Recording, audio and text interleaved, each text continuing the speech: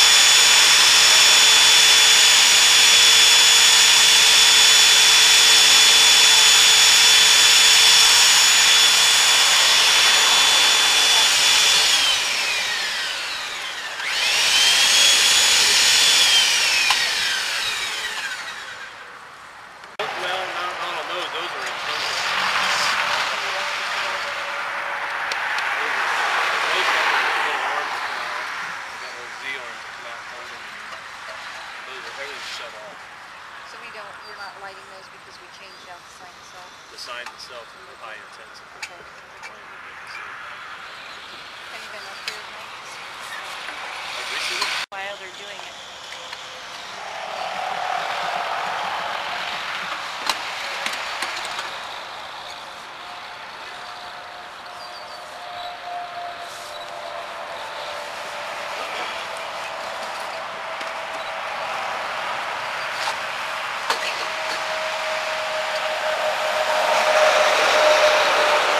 Tidy, lefty, loosey.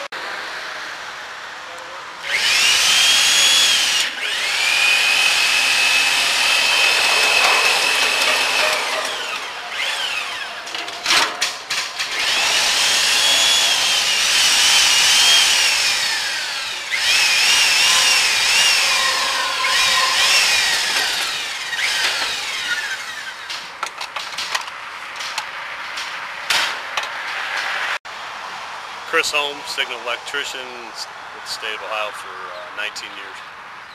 Kurt Seibert, signal electrician, been with the state for going on 28 years. Just changing light bulbs in towers. Just turn them on, the ones that's out, bring them down, and change light bulbs. It's an ongoing process. I mean, we just go from different locations just all the time. As you know, as time allows us, if we're not working on traffic signals or something somewhere, we work on highway lighting. Yes, we try to stay a distance away. For one thing, there's 480 volts in there, so we have to wear the proper stuff as we're working with the stuff. Also, the cable, there's a single cable that holds the fixtures up, and we want to stay a distance as it's coming up or going down, so we don't, if it would happen to break, we've never seen it happen, but if it would, we're not underneath it. Well, it's pretty important. Once you know, the state puts the lighting in these areas, and when they're out, then people notice it, and especially if there's numerous towers out by a main fuse or something. State Patrol or somebody will call, like after a lightning strike or something. A lot of times might knock out a main fuse. And there'll be numerous towers out. We'll always get complaints on numerous towers out. People can't see the sign lighting or markings right in these kind of intersections, so it's definitely noticeable. You know, when there's Most of these are located in your bigger interchanges on the state highways, and most of them are on the 4-lane highways. Your U.S. route, big interchanges, and we take care of 1,800 and some fixtures. Each one of these is a fixture, and there's 1,800 of them, over 1,800 that we take care of, so it keeps us moving. We both had previous electrical experience, and then you have to go to what they call International Municipal Signal Association, and both of us are IMSA certified signal electricians to do that. It's a municipality's certificate that you have to go take testing for. Well, just a lot of lightning and thunderstorms and stuff. There's a lot of the signal problems. You know, signals will go on flash or completely out or something, and you'll be on signals. This here stuff, I mean, we don't fool with this stuff in bad conditions unless it would be absolutely necessary. A pole down or something, when there's an accident right there and they're on it, I mean, we got to come out and turn the power off right away, even if it's raining or whatever it's doing. But just to come out here and do maintenance on tower lighting, we don't do that. Bad weather, but traffic signals we do have to, you know, rain, snow, whatever, whenever they call, we got to come out on them. But to add to that, we do work in the snow. It's just the thunderstorms and rain, we don't mess with this stuff. Right. Or high wind. In the winter, we do a lot of this. In the winter, I mean, you can drive in areas, ground's froze and snow, you can do this. But yeah, even windy, you're not allowed, I shouldn't say not allowed, they don't recommend you bringing these down. The people that make them, because they get blowing up there as they start coming down, so you don't want to do it real windy. On call for, him and I both take care of 40-some signals also, school flashers, 30 some of those. Some of the flasher, just the overhead flashers, and some of the stuff that we might go out on might be a dark signal or a malfunctioning signal, a downed flasher, maybe somebody had hit one of the poles or something. I mean, we will go out on stop signs if necessary too. If our boss would need, you know, emergency detour, we'll help out. Our whole department, will help out. Certain situations like that too, you know, we go out on them too. It ain't just signals and lighting. I mean, we'll help them on the signing as far as the detours or something too if we have to, like we just was up there. Or if an emergency detour would come up, you know, 75 closed for a wreck or something, he needs people. You know, we'll be involved in that too. When they're dark, you're to stop at them. When you have a dark signal, I think that's one of the biggest problems. Or even at that, if they're on flash, you have people stopping at a yellow flashing signal that creates just as big a problem as if it was dark and you were running it. Or if it's flashing red, which we have some signals that flash all red, and people just drive through them, just won't even slow down, you know. When we're out fooling with them almost on a daily basis, we see it every day.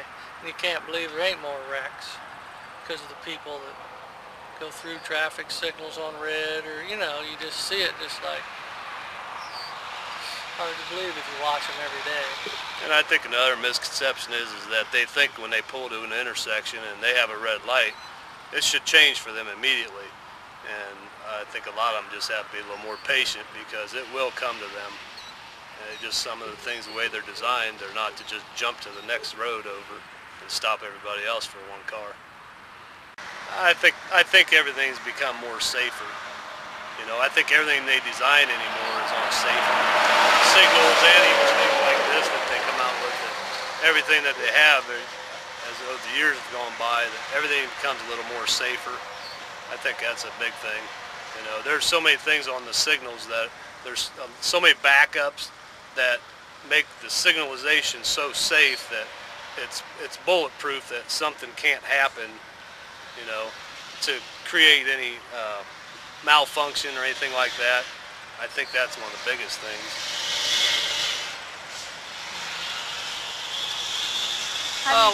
One other thing on the signals, it used to always be loops.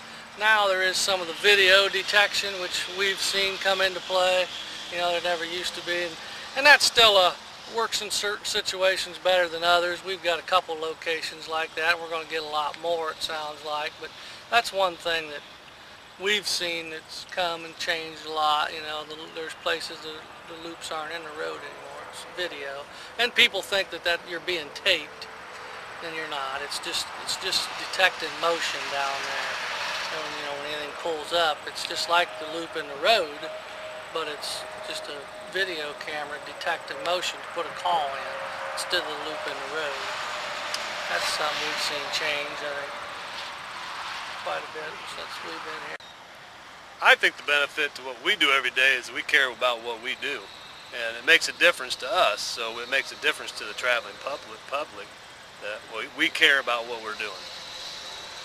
I mean, I think us working on the signals is the biggest benefit. I mean, you got to have a traffic signal operate correct, you know, to benefit the traffic. I mean, that's the main thing. Try to do your best on the signals that you can. If you hear of a problem, or if you think you see a problem, try to get it corrected, you know, or that's the biggest benefit, you know. Oh, I personally love my job. Yeah. This is one job that I don't not like getting up in the morning and coming to. I do like what I do. And as I said, I think it reflects on what we do out here. I mean, yeah, everybody, you know, has got a bad day at their job, but I mean, how can you complain about this much? Standing out here, and you know, if it's sunny and nice out, and working on tower lighting, and I mean, we ain't sitting in no factory or running up and down the road in a semi or something. I mean, you can't complain about this much. I don't care what you do, somebody's going to complain a little bit. We probably do once in a while, but really deep down, how could you complain about this kind of a job, really, in my opinion.